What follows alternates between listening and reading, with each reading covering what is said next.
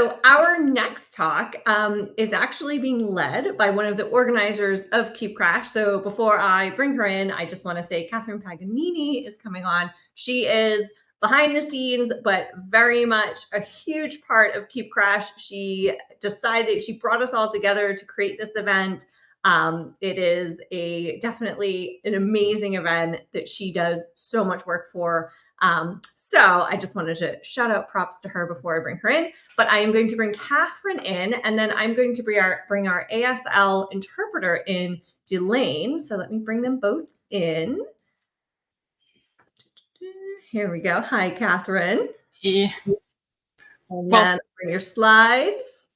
Yeah, first of all, thanks for the great introduction. Nice. Thanks for starting it all and continuing to be our patron saint and our big, advocate and the energy behind Cube Crash. One of these days, we're going to get Catherine up here with us to co-host. But for now, Catherine's a subject matter expert and going to talk about a really important group that Catherine is involved in with the cloud native ecosystem. Yeah. Well, awesome. Well, thank you so much. So welcome to today's lightning talk, why allyship matters and your role in creating a more diverse community. I'm Catherine Paganini, Marketing Director at Buoyant, creators of Linkerd.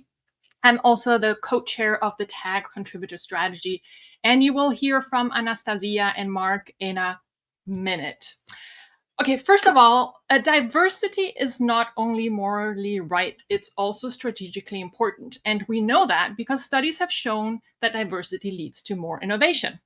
However, despite us knowing that for quite some time and many, many initiatives, diversity is still lacking. But we don't have to wait for institutions to expand their programs, because you play a role too and can actually help drive change.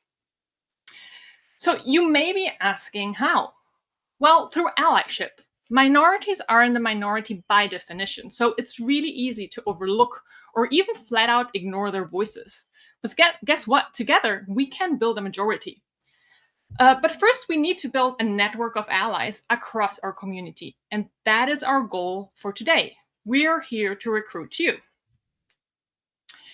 We can't change corporate hiring practices or politics. Well, we can if enough allies demand it, but that does take time. So let's focus on what we can control now, and that is community-driven change. So you may be wondering if community-driven change is even possible. Well, it is. We actually have proof of it. The Deaf and Hard of Hearing Working Group is a great example. It is only a year and a half, almost 2 years old, and the working group has made huge progress, and with deaf individuals who are now active, visible, well-known community members. Some wins include 3 KubeCon keynote speakers, including a solo keynote this time in London, multiple talks by deaf signing members before there were none, the first deaf CNCF ambassador, whom you meet in a little bit, multiple media interviews, a supportive network, and much, much more. And this initiative is changing lives by allowing deaf and hard of hearing individuals to benefit from opportunities we hearing people have always had. But friendships and mentor-mentee relationships are also formed, and these are changing the lives of allies too, so we all benefit. In short, community-driven change is absolutely possible. The Deaf and Hard of Hearing Working Group is proof of it. And that's why we're expanding our reach. There is a Black, Indigenous, and people of color, a blind and visually impaired, an LGBTQ+, and even a stuttering and speech diversity initiative. So if you are part of one of these communities or want to be an ally, please join. They all have their respective channels on the CNCF Slack. Okay, so and these groups focus on 3 key areas, right? Like advocacy, basically empowering allies, to actively create more inclusive environments. Visibility, ensuring that underrepresented groups have a platform to showcase their expertise and serve as role models. And building a supportive network that offers mentorship, career advice, and other professional support. Okay, so now you may be wondering how you can become an ally, or at least I hope you do. First of all, you don't have to be an activist. Small actions add up. And here are a few things that you can do, starting with the lowest to the highest effort. First of all, engage in conversations with people from underrepresented groups and ask them about their experiences. Listening and learning is always the first step. Then follow individuals who are actively advocating for inclusion on social media and help amplify their voices. Then learn about accessibility, biases, microaggressions these communities experience and call them out when you see them. Then educate your network about what you've learned. And if you want to go a step further, you can also mentor someone from an underrepresented group. Speaking of which, we are building a new program. So please sign up if you're interested. I'm going to share the link in a little bit as well. We're right now recruiting mentors. We will be recruiting mentees as well. So if you're a potential mentee, please wait and have an eye out for it. Okay, but let's get Anastasiia and Mark on stage to make the allyship concept more concrete. And if we can remove, yeah, exactly. Okay. Oops, sorry. Yeah, before we get started and they share their story, I wanted to highlight how allies can come in all shapes and forms. This community this event is a community-driven event, so our budget is quite limited. So Delane, our interpreter today, is volunteering her voice for Anastasiia. Without her, Anastasiia could not tell her story. So that is an act of kindness that is making a huge impact. So thank you, Delane. We really appreciate it.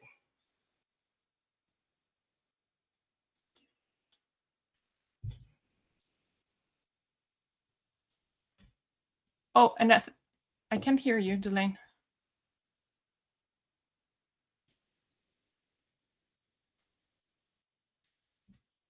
I cannot hear.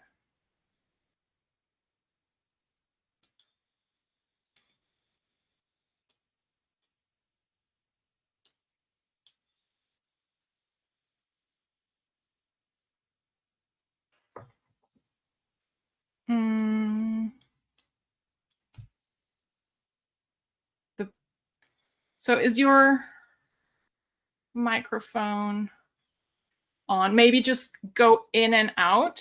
I think we've had that before. Someone had an issue and they just logged out and on again, and then their mic worked. And if you like, I can all. Yeah, and you start, and then. Okay. Will do. Sounds good. Hi, everyone. My name is Mark. I currently work at Hashicorp. I'm also a member of the BIPOC community in the cloud native space. One thing I appreciate about allyship is its positive cascading impact on those that it reaches. I have an example of my mentor from my previous company where they were in this space, Kubernetes space, open source space, and they really took me under their wing to just show me how things go, just show me the ropes. And their colleagues I was introduced to his colleagues as well. And that really engaged my interest in just speaking and public speaking because of those colleagues and my mentor. So I went on this journey to really start to contribute to the open source world. And I started to learn more open source softwares, and I was starting to want to share my insight. And that's when I started to interested in doing a talk. I went to my mentor and he was super supportive. And from there, he helped me do the call for proposal, which got accepted at KubeCon. And then he helped me with the presentation to be a soundboard. And lo and behold, I was able to not only do one talk at KubeCon, but two. And it was all thankfully to my mentor and just creating that relationship through allyship. And I hope that a lot more people do that because it really does make a big difference. And I hope we can hear Delane now. Testing? Yes. All right, terrific. Hi. Again, hi, my name is Anastasiia Gubska, and I am a DevOps engineer, a senior engineer, and I'm a CNCF ambassador as well. And I've been involved in deaf and hard of hearing working group that Catherine founded for some time. And I am here because I wanted to share just a little bit about allyship and how it's made a difference in my life. And you can also become allies. When I very first started learning Argo, I had a lot of questions. Kostas is one of the Argo maintainers, and you probably already know him. And he had a video, which he has many, and he added captions at my request to help me understand his video. And that seems like a very small thing to do, but it was a huge part of my learning Argo. And I have been able to have a co-talk with Kostas in sign language. I was one of the first people on the stage and the very first signing deaf person on the Argo stage to talk about Argo. And I'm about to have my first pull request in the Argo group in the project. And this is where allyship has made a huge difference in my life. And I have learned a whole new group of knowledge through an accessible format created by someone who became an ally. So you can be included in this open source community and help others join as well. Thank you.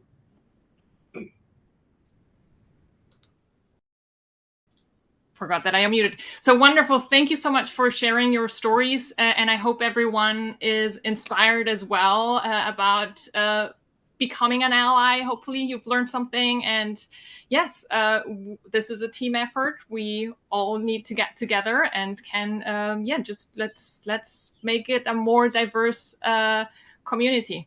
Thank you very much.